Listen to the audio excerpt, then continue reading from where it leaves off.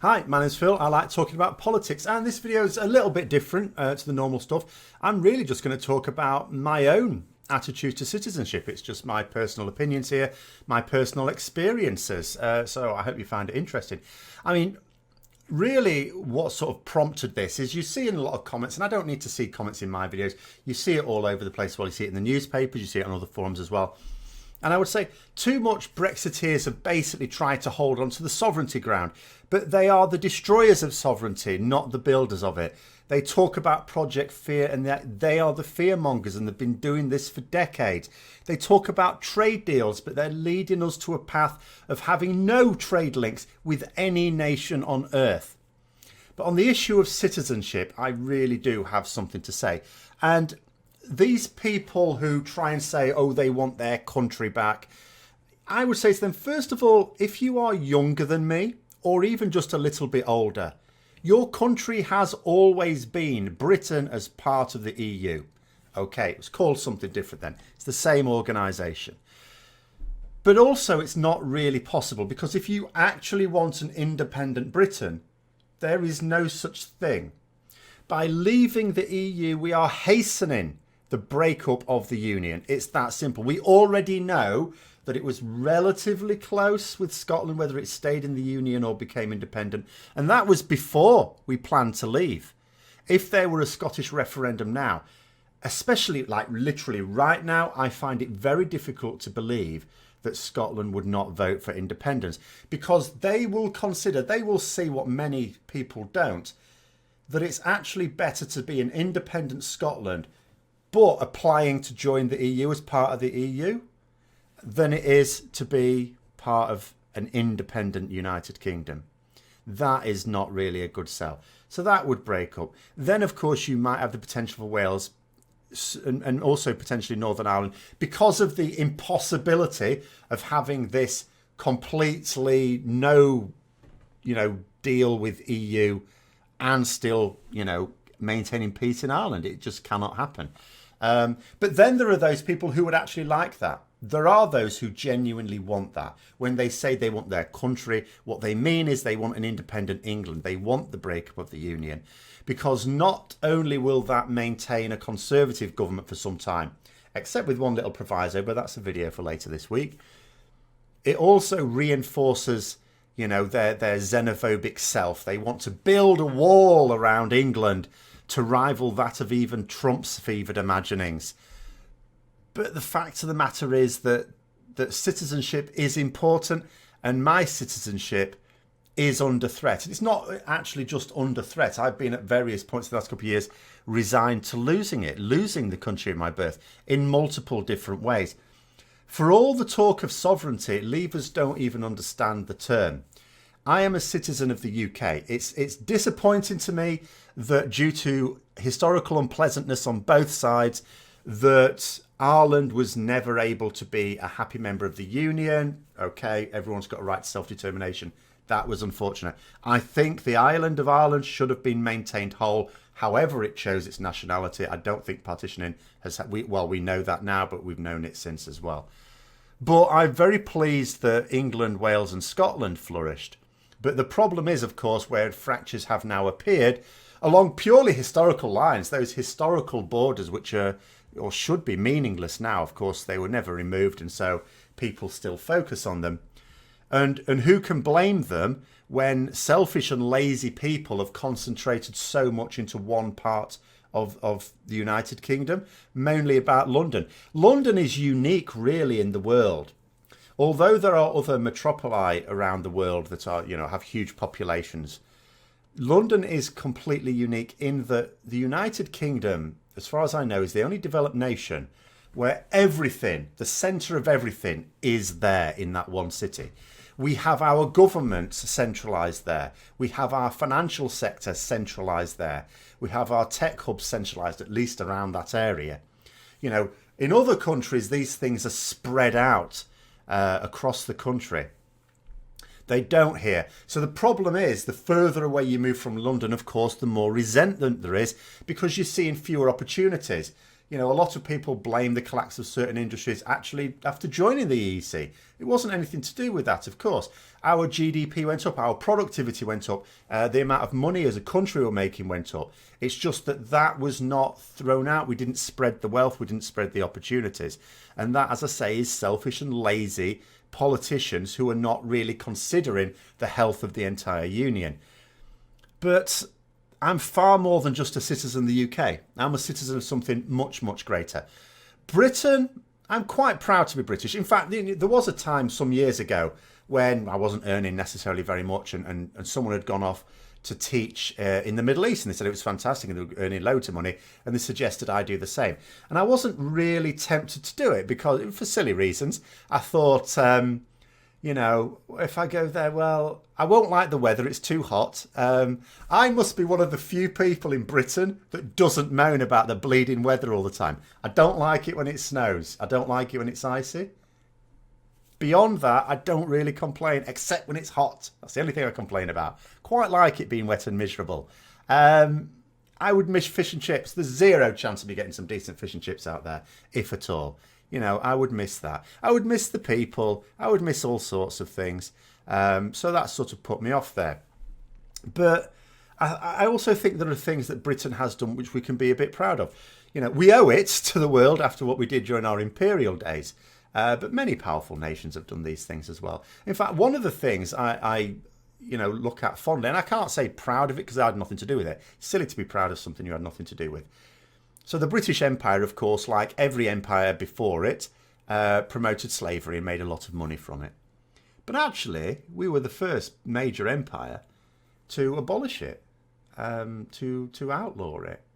And we did that at the height of the slave trade. It wasn't when it was dwindling anyway, and it wasn't when the rest of the world, because at the time, who would give a shit what the rest of the world thought? We were the most powerful nation on earth. We did it out of conscience. Our own parliament said, this is wrong. Our own people, we said, this is wrong. And so, yeah. So we have done things to be proud of. Huge scientific and technological achievements as well. But these are distant memories. We haven't done a lot to be proud of in recent memory. Now, I will say that Tony Blair, with the Kosovo crisis, I think he did well there, and I think that was an example of moral intervention. But unfortunately, he did rather blot his copybook when it came to the Iraq War. And something like that, of course, reflects very poorly on the nation itself. So, Britain really, I like to think of it being a force for good. But Britain on its own, if I'm honest, it's not. We don't really champion good causes. We don't champion great causes. And a nation, a powerful nation that doesn't use its power and influence to be a force for good in the world. Perhaps it doesn't deserve to be a powerful nation. Perhaps we deserve to go crashing out of the EU and to collapse into ruin, or at least insignificance. Maybe that's what we deserve. But I think that would be unfair on most of the people in Britain. I was saying earlier in a reply to a comment that people outside of the UK can get the wrong impression about us. I know a lot of people. I'm not a gregarious person. I don't go out socialising a lot. But just naturally with my hobbies, societies. I'm a teacher. I meet lots and lots of people, lots of students and lots of parents. And I talk to hundreds of people a year, different people. And I really don't know anyone to talk to that has unpleasant things to say about foreigners, whether they be non-UK members of the EU or outside of the EU. In fact, when I was growing up, I grew up in a mining village in the 80s. You would not think this was the most enlightened place on earth. And yet I was 18 years old before I met my first racist. Now, when I say that, I may have met racists before then, but the first person I'd ever heard say anything racist, it actually took me aback, because although I knew about racism and I'd heard of it and I'd seen it on the telly, I'd never actually met someone who genuinely had this view. And it completely threw me. And I have to say, since, although I have met others since, it's relatively few in number. And I really do think, and of course it's only my own experience, that these people are just in extremely noisy pockets. These terrible attitudes do exist in this country, of course they do. But I just think it's that, well, moderate people tend to be, by their very nature, not speak out very often. We tend not to protest very loudly. We don't rant and rave. So the silent majority is often overlooked. And I know people will say, well, why did so many people vote Leave? The vast majority of people voting Leave are not racists. They're not. Even the ones who still want to vote Leave now are not actually racists. They were just frightened into thinking that, we were somehow being attacked. We're a very fair-minded people, I think. And the idea of the evil EU forcing laws onto us, which is what, various people have convinced many people, is naturally unfair. And we'll stand up against that. We stand up against unfairness. You can see it in our sport. We don't like winning unfairly. Even in football, where we've got all the diving and all the terrible behaviour like that, we don't really like it when our own players do it, So, we don't appreciate, we even if we win by cheating, you'll tend to find the fans of that team very muted. They're not happy about it at all. I think most people would prefer to lose fairly than win unfairly, if you see what I mean. But although the UK individually doesn't champion good causes, the EU is the greatest force for good in the world today, I believe. And I am proud to be part of that, because I am not just a citizen of the UK. And I may not even be able to say that in a few years' time. I may just have to... What am I going to say? I'm a citizen of what? If the union breaks up, what am I going to be a citizen of? I don't even know what my bloody country is going to be called. I have to say this as well. If it does fracture, the thing that annoys me most is it's going to fracture along historical borderlines that shouldn't mean anything today. I reckon most people in the north of England, if we had to choose, would probably go with Scotland than with the rest of England. But we're not going to get a choice, are we? Because there's never been a border between the north and the south of England. That's not a thing. So we're stuck. We're stuck with all the BNP extremists. But, I am also an EU citizen, and I am proud to be an EU citizen. And I will tell you what, I am just as proud to be an EU citizen as I am a British citizen. And the reason is because I think it is the greatest force for good. It has ideals of peace and harmony, of people's rights, and it champions those. It doesn't just talk about them, it does things. With its economic might, it forces trade deals such that companies, if they want to trade with us, you've got to meet certain standards. It does that. Large companies that want to steal our data and sell it to the highest bidder for purposes that are no use to us at all, not doing us any good at all. They are preventing that. They are enacting laws to curb that. They're not standing for it. And they're doing that on our behalf. Our own government isn't. Our own government doesn't have the power to, as I already talked about recently. And it annoys me that the UK, for whatever reason, has, unlike many other UK nations, or EU nations, has seemed to be fertile ground for people to spread their poison in the newspapers and to, over many decades, be able to convince people of these ridiculous ideas. And it's because no one has really championed the EU. Most of our politicians, most of our MPs know full well how much we gain from being in the EU. And it's not just economic. That's just the easiest to prove. It's not just economic. And it's not just that. The world gains from the EU being in existence at all. And we do too little to champion the cause. Even now, and we know, all the leaders are going, all these MPs are trying to frustrate Brexit. Yes, they are, and good on them. Thank goodness. If you see someone at the edge of a cliff about to jump off, do you stand there? Well, it's their decision. That's the decision they've made. No, you stop them because it's the wrong decision. An MP knows just how damaging this is. And I'm pleased about that. What I'm not pleased about is the fact that all those same MPs that know how dangerous this is are still not championing the cause for the EU because of this referendum result, this ill-gotten referendum result that was illegally fought and poorly implemented as well, with this stupid question that meant different things to different people, and therefore the answer meant nothing to anyone. And yet they still won't stand up and say what's so great about being in the EU when all of them know it. Every single one of them. Even the ones that are campaigning for leave very genuinely. They know what it is. They just don't want that for them. They want more power and money for themselves. You know, I mean, when they know we're about to fall into the abyss, okay, they're flexing their muscles. They're saying we're not going to go out with no deal, but they're still not standing up. They're still not talking to the people. I mean, the idea of sovereignty as well, the idea that the EU attacks our sovereignty. This is another bit of hypocrisy. It's not at all true. The people who are attacking our sovereignty are the Leave campaign, the people who are wanting us to leave the EU. There was a classic case just this Christmas.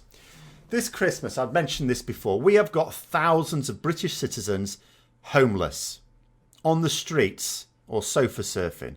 Thousands of them. We have got millions of people in poverty. Poverty, can't actually afford what we would call the basics of living in this country. 1 million children in poverty. Do the newspapers call this a crisis? No, they don't. Because at the end of the day, these are problems of poverty. And how do you deal with poverty? That's simple. You make the wealthy pay their dues, pay their taxes, close the loopholes that stop them being able to pay taxes. Use that money to help the people who don't have enough. And they don't want that. They do not want that, so they don't champion that cause. 12 Iranians on a rubber dinghy land on a beach. All of a sudden, that's a national crisis. The newspapers want to push that because that pushes their agenda. But here's the thing. Here's the real attack on sovereignty. What is an attack on sovereignty? It's when you force politicians who are supposed to be representing the people. It's when you, as an unelected official, force a politician or a group of politicians to act in a certain way. That's what they are trying to say that the EU do to us, but that is not true. 1, they don't force our politicians to do anything. 2, they are elected. All this nonsense about unelected officials, rubbish. They are all elected. The unelected people, the people who are on the newspapers, the people who are in these pressure groups, what they did over these 12 fellas in a dinghy, which, by the way, if we know about it, that meant the border security, the police knew about it as well. It was being dealt with. We've got systems in the country to deal with it. If they'd have sneaked in and we'd not known about it, all right, that would be an issue. But we wouldn't have known about it. And the newspapers wouldn't have known about it. We knew about this, which meant it was being dealt with. But what did those newspapers do? They forced the Home Secretary to abandon his family holiday to come back and hold crisis meetings. What bloody crisis? That is an attack on sovereignty. That is an attack on sovereignty by wealthy fat cats, unelected people, not all of whom are even British citizens. That is what I call an attack on sovereignty. The idea that these Leave campaigners get to say that they're defending sovereignty, that we who want to remain are the fearmongers, is absolutely abhorrent, completely abhorrent. And that's the real Project Fear. The Leavers tried to frighten us about bogeymen in Berlin and Brussels, but they are the ones who really fear. They fear that after their ill-gotten gain in the referendum, that enough people will see the abyss that they've led us to, that they'll peer over it and say, that's not for us. They fear that the silent majority will finally find its voice, and that they fear that we will fight back. That's why you see so many comments on my videos to this effect. After all, they present no argument when they're saying, oh, it's undemocratic to do this, or you should crawl back into your hole. They know that they can't change anyone's minds because they're not trying to come up with an argument. They also know I have no influence over anyone in government. Nothing I say is going to make the slightest bit of difference. So they don't even need to change my mind. So why do they do it? It's fear. It's just pure fear. And that's all it is. And that's all it ever will be. These are the people who are driven by fear. And I think we will do much better if our MPs can see that for what it is and stand up for what they know they are not going to be forgiven if they drive us over the edge. Or even just shepherd us over the edge. Because, you know, I'm not actually going to blame the MPs over this one. This is the fault of people who have campaigned for this, who fought an illegal campaign and you know, who wrote, it wasn't them, but David Cameron particularly, who wrote a very poor referendum that has led us to this. But they absolutely need to make sure that we do have another referendum. I was actually quite heartened today about Theresa May finally saying what she'd been hinting at, in that if people sink her deal, then it makes no Brexit more likely, because we won't go for no deal. And I don't know how they're going to do that because there's so little time now. I don't know how they're going to accomplish it. I know several ways in which, in theory, it could be accomplished, but I'm not sure how politically it will be done. But I would say this, if it's going to be done, good, you know, because I want to remain in the EU. I want to remain a proud EU citizen as well as a British citizen, because that's the country I've been born in. That is the country I grew up in. And the sort of person that will meekly sacrifice their country, allow their country to sink into ruin just because of an ill-conceived vote, that's loser talk. And I think one thing we can definitely say about people in Britain throughout history is we are not losers. So that's what I've got to say about that. I hope you found it interesting, my little rant there. It was actually, it was quite enjoyable in many ways. If you did enjoy it, then don't forget to click the like button, subscribe for further content. We'll be having a little special on the vote tomorrow. The vote's happening, so that'll be the next video. And click the bell notification, share with other people who might also be interested. And until next time, I'll see you later.